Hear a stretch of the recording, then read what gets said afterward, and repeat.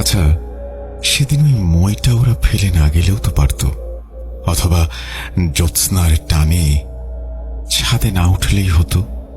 অন্তত জীবনটা বেঁচে যেত। একটু সাবধান হলেই চীনের শিয়ান শহরটা এত বিষাদময় হতো না। জানালার পাশে এসে প্রতি রাতে দাঁড়াতো না কেউ, ভয়ঙ্কর হয়ে উঠত না হোস্টেল অথবা দূরের সেই ট্রেনিং সেন্টার।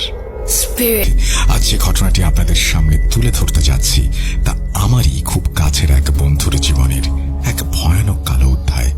আমরা স্কুল লাইফের বেস্ট ফ্রেন্ড, একেবারে প্রাণের বন্ধু যাকে বলে। ওর জীবনে ঘটে যাওয়া এই ঘটনা যখন ও আমাকে বলেছিল, আমার নিজেরই রাতের বেলা ঘুমাতে কষ্ট হচ্ছিল। মনে হচ্ছিল এই তো আশেপাশে কেউ একজন দাঁড়িয়ে আছে, আমাকে দেখছে। সময়টা 2021। আমরা তখন সবেমাত্র আমাদের পড়ালেখা শেষ করেছি। আমাদের ব্যাচের ছেলেমেয়েরা যে যার মতো ভবিষ্যতের আশায় এদিক ওদিক ছড়িয়ে ছিটিয়ে যাচ্ছিল। কেউ পাড়ি জমাচ্ছিল মালয়েশিয়া, কেউ কানাডা, কেউ বা যুক্তরাজ্য, অনেকেই আবার নিজের দেশেই থেকে যাওয়ার সিদ্ধান্ত নিয়েছিল। বিদেশে গিয়ে উচ্চশিক্ষা নেওয়াটা তখন সবারই একটা স্বপ্নের মতো ব্যাপার। আমার সেই বেস্ট ফ্রেন্ডের নাম সাকিব, ওর সাথে ছিল ওর আর এক বন্ধু নাম ইমরান। ওরা দুজন অনেক ভেবেচিন্তে সিদ্ধান্ত নিল ওরা দূরে কোথাও পড়তে যাবে। দেশ ছেড়ে বিদেশে যাওয়ার একটা আলাদা উত্তেজনা কাজ করছিল ওদের ভেতর। অনেক খোঁজাখুঁজি, অনেক কাঠখড় পোড়ানো।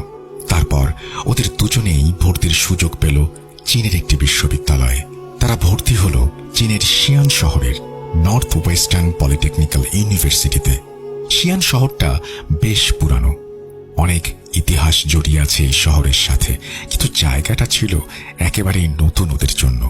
ভাষা আলাদা, সংস্কৃতি আলাদা, চারপাশের মানুষজন অন্যরকম। রাস্তাঘাট, খাবার দাবার সবকিছুই কেমন যেন অচেনা।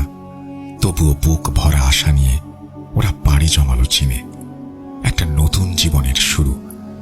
ওদের ইউনিভার্সিটির পাশেই ছিল ছাত্রদের জন্য একটা হোস্টেল, বেশ উন্নত মানের, সুন্দর আর ছিমছাম একটা হোস্টেল। হোস্টেলের রুমগুলো বেশ গোছানো, 6 তলা একটা বিশাল বিল্ডিং, চারপাশের পরিবেশ বেশ শান্ত। ওই হোস্টেলের 6 তলাতেই সাকিবের আর ইমরানের থাকার ব্যবস্থা হয়েছিল, একেবারে টপ ফ্লোরে। হোস্টেলের ফ্ল্যাটগুলোর ডিজাইন একটু অন্যরকম ছিল, মানে বেশ গুছিয়ে তৈরি করা হয়েছিল সবকিছু। একটা ফ্ল্যাটে 2টো করে থাকার রুম, সাথে একটা রান্নাঘর আর 2টো অ্যাটাচড বাথরুম। এক রুম থেকে বের হয়ে 3-4 কদম হাঁটলেই আর একটা রুম, আবার 2 কদম হাঁটলেই বাথরুম। এরকম করেই সাজানো, পুরোটা ছিমছাম আর পরিষ্কার। শিয়ানের ওই দিকটায় বিল্ডিংগুলোর একটা অদ্ভুত নিয়ম ছিল। ওখানকার ছাদের কোনো দরজা থাকতো না, মানে কেউ চাইলেও এমনি সিঁড়ি বেয়ে ছাদে যেতে পারত না। ছাদে যাওয়ার কোনো সিঁড়ি বা রাস্তা খোলা রাখা হতো না। ছাদে যেতে হলে আলাদা করে মই জোগাড় করে তবেই উঠতে হবে। পরে ওরা জানতে পারলো ওখানকার কর্তৃপক্ষই মূলত এই নিয়মটি করে দিয়েছে, কারণ ওই এলাকায় ছাদ থেকে লাফ দিয়ে মানুষ মারা যাওয়ার ঘটনা বেশ বেড়ে গিয়েছিল। ডিপ্রেশন থেকে হোক বা অন্য কোনো অজানা কারণে ছাত্ররা ছাদ থেকে লাফ দিত, তাই ছাদের যাতায়াতটা পুরোপুরি বন্ধ ছিল।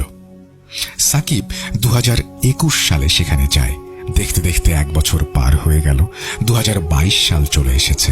হোস্টেলের জীবন যেমন হয়, বন্ধু বান্ধব নিয়ে আড্ডা আর হইচই।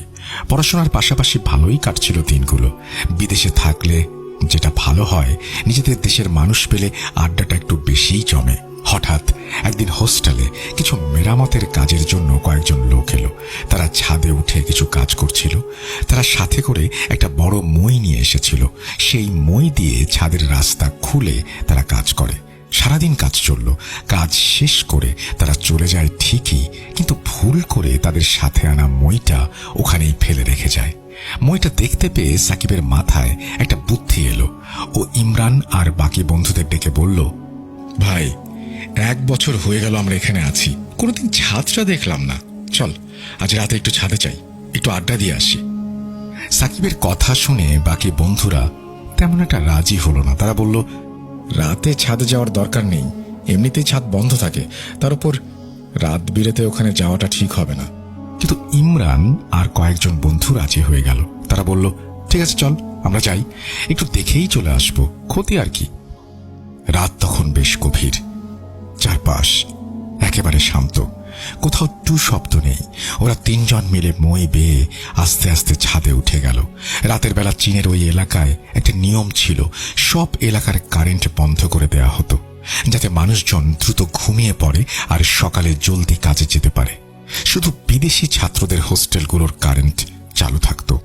তবে সে সময় করোনা থাকায় এই নিয়মে কিছুটা পরিবর্তন এসেছিল। ছাদটা বেশ সুন্দর, চারপাশে অনেক গাছপালা, বেশ ঠান্ডা বাতাস বইছিল, শীত শীত লাগছিল সবারই। ওরা ছাদে গোল হয়ে বসে গল্প করছিল, নিজেদের মধ্যে আড্ডা দিচ্ছিল, সিগারেট খাচ্ছিল, ধোঁয়াগুলো কুয়াশার মতো বাতাসে মিশে যাচ্ছিল। কিন্তু কিছুক্ষণ পার হতেই ওদের কেমন যেন একটা অদ্ভুত অনুভূতি শুরু হলো। পরিবেশটা কেমন যেন ভারী হয়ে এলো। ওদের মনে হচ্ছিল ওদের আশেপাশে কেউ একজন আছে, কেউ যেন খুব কাছ থেকে ওদের দেখছে। সাকিব ইমরানার সাথে থাকা বন্ধুদের দিকে তাকালো, সবার চোখে মুখেই অস্বস্তির ছাপ। সাকিব ইমরানকে বলল, চল ভাই নিচে যাই। ইমরান আর সেই বন্ধুর সাথে সাথে বলে উঠল, হ্যাঁ ভাই চল, পরিবেশটা কেমন যেন সুবিধার মনে হচ্ছে না। বুকটা কেমন যেন ছ্যাঁত করে উঠল তিনজনেরই। ওরা নিজেদের মধ্যে আর কোনো কথা না বাড়িয়ে সোজা ছাদ থেকে নিচে নেমে এলো। ঘটনার শুরু মূলত এখান থেকেই। রাত তখন প্রায় 12টা। ওরা নিচে নেমে আসে।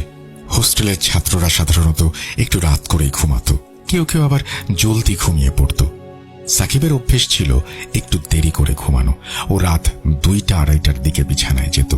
সেদিনও সে একটু দেরি করেই বিছানায় শুতে গেল, কিন্তু বিছানায় পিঠ ঠেকানোর কয়েক সেকেন্ডের মধ্যেই ও বুঝতে পারল ওর শরীরটার ওর নিজের নিয়ন্ত্রণে নেই, একেবারে জ্যাম হয়ে গেছে।